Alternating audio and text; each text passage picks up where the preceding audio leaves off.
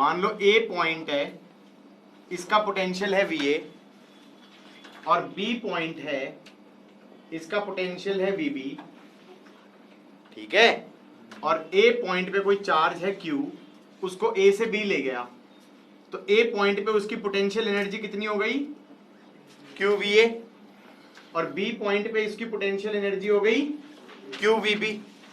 और potential of A अगर greater than potential of B था, तो मैं कहूंगा loss in potential energy of Q would be QVA minus VB। Initial minus final करूंगा ना, लॉस बोल रहे तो। फिर मैंने कहा rate of loss of potential energy. What do you mean by rate of loss of potential? Rate मतलब यहां से यहां तक जाने में अगर टाइम लगा t, तो मैं कहूंगा rate of loss of potential energy of charge is Q by T into VA minus VB। That is like current into potential difference, that is like energy पर सेकेंड, दैट्स लाइक एनर्जी पर second. It's a general result, it's a general result कि क्या बोलते हैं, energy पर second, rate of loss of energy, power is current into potential difference, हाँ या ना।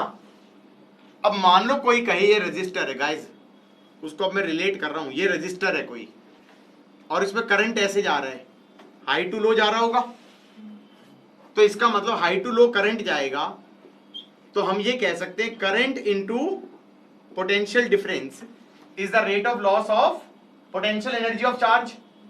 वो लॉस कहां गया, काइनेटिक एनर्जी में गेन आया है क्या? नहीं, ऐसा थोड़ी है कि यहां पर करंट, यहां पे इलेक्ट्रॉन धीरे चल रहे हैं, यहां पे इलेक्ट्रॉन तेज चल रहे हैं, ऐसा तो नहीं होता। हीट, तो हम कहेंगे हीट जनरेटेड पर सेकेंड, ये रेट है ना, हीट जनरेटेड पर second is current into potential difference, current into potential difference. अब ये कह सकते हो ओम्स लॉ से कि potential difference is basically IR, तो चाहो तो इसको ऐसे भी लिख सकते हो I²R, या इसको चाहो तो ये भी लिख सकते हो पोटेंशियल डिफरेंस का स्क्वायर अपॉन R। दोनों ही सही है, दोनों ही सही है, हाँ या ना। I²R लिखो या पोटेंशियल डिफरेंस का स्क्वायर अपॉन R लिखो। मतलब मान लो अगर मैं एक क्वेश्चन दूं, ये रेजिस्टेंस है R, ये रेजिस्टेंस है 3R, ये सेल है जिसका EMF है E, करंट कितना जाएगा, करंट कितना जाएगा E bye 4R, E bye 4R। अब कोई कहे इसमें हीट जनरेटेड पर सेकेंड कितनी है, हीट पर सेकेंड इन फर्स्ट वन कितना है, E बाय 4R का square into R, that is E square by 16R। और इसमें हीट जनरेटेड पर सेकेंड कितनी है, E बाय 4R का square into 3R, that is 3E square by 16R।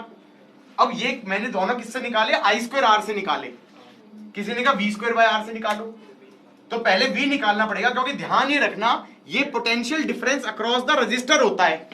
कोई बेवकूफों की तरह E² बाय R करेगा तो डांट खाएगा मेरे से।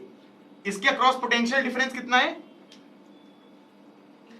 E बाय 4, इसके अक्रॉस पोटेंशियल डिफरेंस कितना है, 3E बाय 4। तो इसके across heat generated per second कितनी होनी चाहिए, यही चीज कितनी होनी चाहिए, E बाय 4 का whole square upon R, same आ गया। इसके across heat generated per second क्या होगा, इसके अक्रॉस पोटेंशियल डिफरेंस, इसके across potential difference which is 3E by 4 का whole square upon resistance, that 3R, हाँ या ना। ये कितना हो गया, 3E स्क्वायर बाय 16R, हाँ या ना। अब समझ में आया कि नहीं आया? यार एक चीज और नोटिस करो, एक चीज और नोटिस करो, जस्ट फॉर फन, ये जो E है इसी क्वेश्चन में, ये R इक्विवेलेंट कितना था, 4R, ये E था, करंट कितना आ रहा था, E बाय 4R, इस पूरे में हीट जनरेटेड कितनी है इक्विवेलेंट में? E बाई 4R का square into 4R, that is E square by 4R। या फिर ऐसे भी लिख सकते थे potential difference V square by R। R कितना हो गया 4R, हाँ या ना? That is the heat generated in equivalent, that is the heat generated in equivalent, that is the heat generated in equivalent. जरा H1 पर सेकंड निकाल लो। H1 पर सेकंड कितना था? E square by 16R। Heat generated per second in second निकालना, दोनों को add कर दो तो एक आ गया E स्क्वायर बाय 16R। दूसरा कितना था? 3 square by 16R। Can I say that's E square by 4R? एक नई शिक्षा, जो इक्विवेलेंट होता है वो अकेले करंट का इक्विवेलेंट नहीं होता, वो हीट का भी होता है। जो इक्विवेलेंट होता है कि इक्विवेलेंट का तुम तो लॉजिक क्या कहते थे? Replace this whole thing by a single register so that the same amount of current flows in the same direction from the same battery, हाँ या ना? It's not only the equivalent of current, it's also the equivalent of heat. मतलब कोई बड़ा सा circuit दे दें और ये कहीं कि इस पूरे सर्किट में हीट जनरेटेड कितनी होगी टोटल, तो पूरे का इक्विवेलेंट निकालो और उसमें हीट जनरेटेड निकाल लो, बात एक ही रहेगी, हाँ या ना? बात समझ में आई या नहीं आई? It is not only the equivalent of current, it's also the equivalent, R equivalent is not only the equivalent of current, it's also the equivalent of energy, heat per second। बात समझ में आई या नहीं आई? मतलब मान लो कोई कह दे कि इन तीनों में टोटल हीट जनरेटेड कितनी थी, तो वो उनके इक्विवेलेंट में निकाल लेना।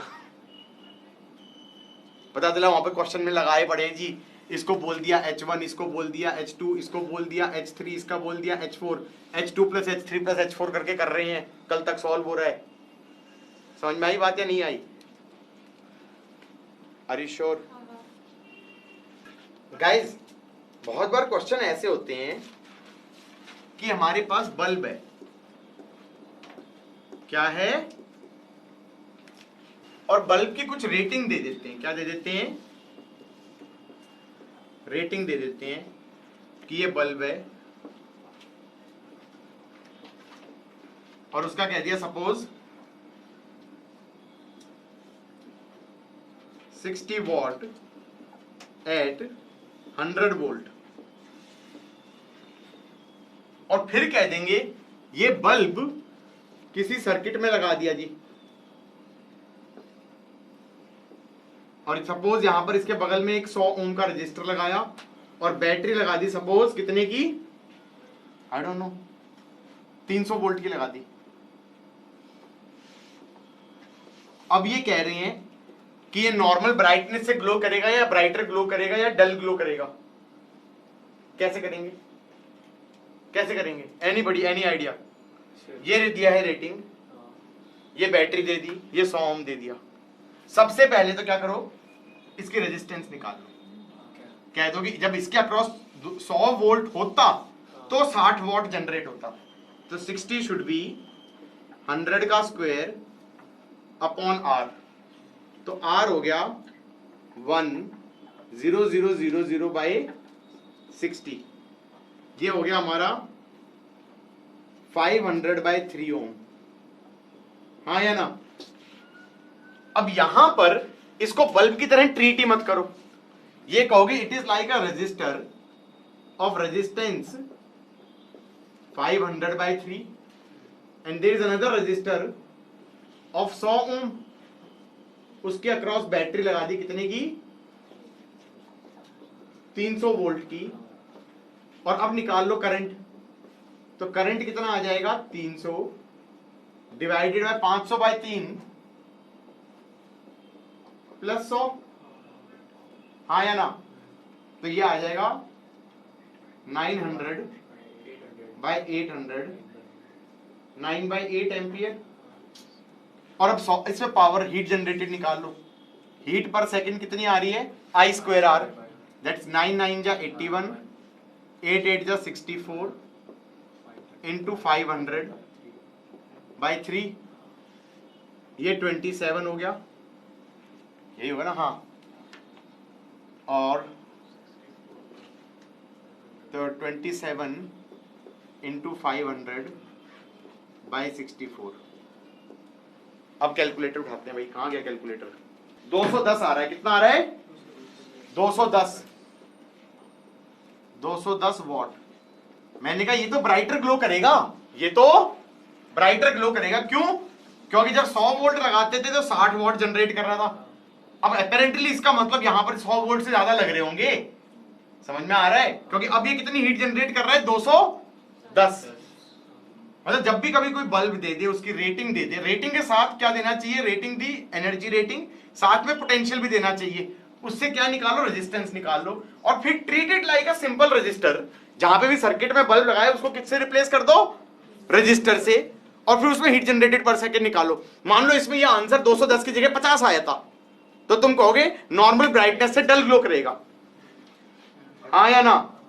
इसमें क्या कहोगे, फ्यूज हो जाएगा। इसमें क्या कहोगे, फ्यूज हो जाएगा, मतलब हीट से हो जाएगी। हाँ, हीट से, हाँ, कि भाई ज्यादा ही एनर्जी पर सेकंड जनरेट हो रही है तो ज्यादा ब्राइटर ग्लो कर रहा है। यहां तक का समझ में आ गया? अरे यार ज्यादा हीट जनरेट हो रही है ना, 60 से 60 वॉट होनी चाहिए ना नॉर्मल ब्राइटनेस के लिए। 210 हो रही है तो क्या कहोगे, ज्यादा ब्राइट ग्लो कर रहा है तो क्या हो जाएगा, पिघल जाएगा। पिघल जाएगा तो सर्किट टूट जाएगा, टूट जाएगा तो फ्यूज हो जाएगा।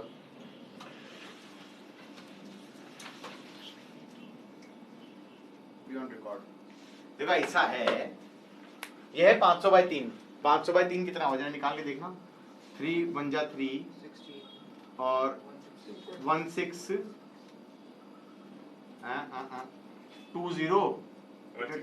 166.67 कुछ ऐसे आ रहा है। रेजिस्टेंस बड़ी होती है तो ज्यादा पोटेंशियल उसके सामने आता है, हाँ या ना? तो अगर ये 100 ओम की जगह क्या देते, मान लो 400 ओम है, तो पोटेंशियल इसके अक्रॉस ज्यादा आया था, हाँ या ना? तो हीट इसमें ज्यादा जनरेट हो रही होती, गॉट इट और नॉट? तो अब ये कुछ बकवास समझ जाएगी, इसमें हीट एक्चुअली कम हो रही होगी क्योंकि ओवरऑल करंट भी कम हो गया, इसके अक्रॉस पोटेंशियल भी कम हो गया, V स्क्वायर बाय R से भी सोचे तो, हाँ या ना? तो हो सकता है कि इस केस में ये हीट जनरेटेड पर सेकंड 210 की जगह कुछ और आ जाए। मान लो ये 50 आ गई, 40 आ गई, तो तुम कहोगे नॉर्मल ब्राइटनेस से कम चल रहा है, हाँ या ना? अब क्वेश्चन इसमें एक और भी बनता है, लिख चुके होंगे तो मैं आगे बात कर सकता हूं। दूसरी चीज मान लो यही क्वेश्चन फिर से आया, क्या? ये बल्ब है हमारे पास, इसकी रेटिंग है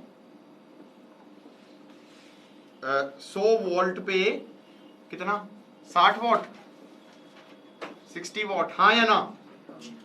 अब इन्होंने कह दिया कि जो बैटरी है उसका सप्लाई है 250 वोल्ट, लेकिन मैं चाहता हूं कि ये कैसे ग्लो करे, नॉर्मल ब्राइटनेस से।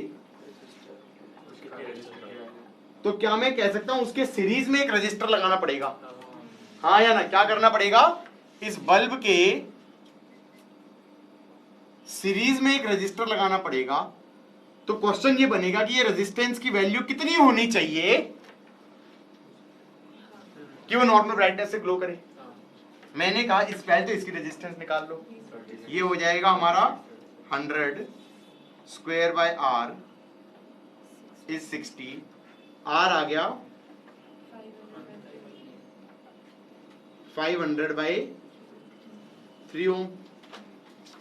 दूसरी चीज नॉर्मल ब्राइटनेस चाहिए ना गाइस, नॉर्मल ब्राइटनेस चाहिए। ये 250 वोल्ट है तो इसके अक्रॉस कितना होना चाहिए, 100 वोल्ट ही तो होना चाहिए।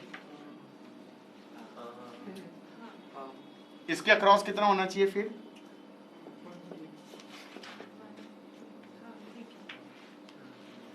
हाँ या ना? और ये जो बल्ब है, ये रजिस्टर ही तो है, इसकी रेजिस्टेंस है 500 बाय 3, और इसके across potential difference normal brightness के लिए कितना होना चाहिए? 100 वोल्ट। तो इसमें करंट कितना होना चाहिए नॉर्मल ब्राइटनेस पे? 100 divided by 500 by 3, that is 3/5 ampere. इसका मतलब यहां पर भी कितना होना चाहिए? 3/5 एम्पियर। तो इसमें भी कितना होना चाहिए? 3/5 एम्पियर। तो हम कह देंगे 150 इज 3/5 इंटू R।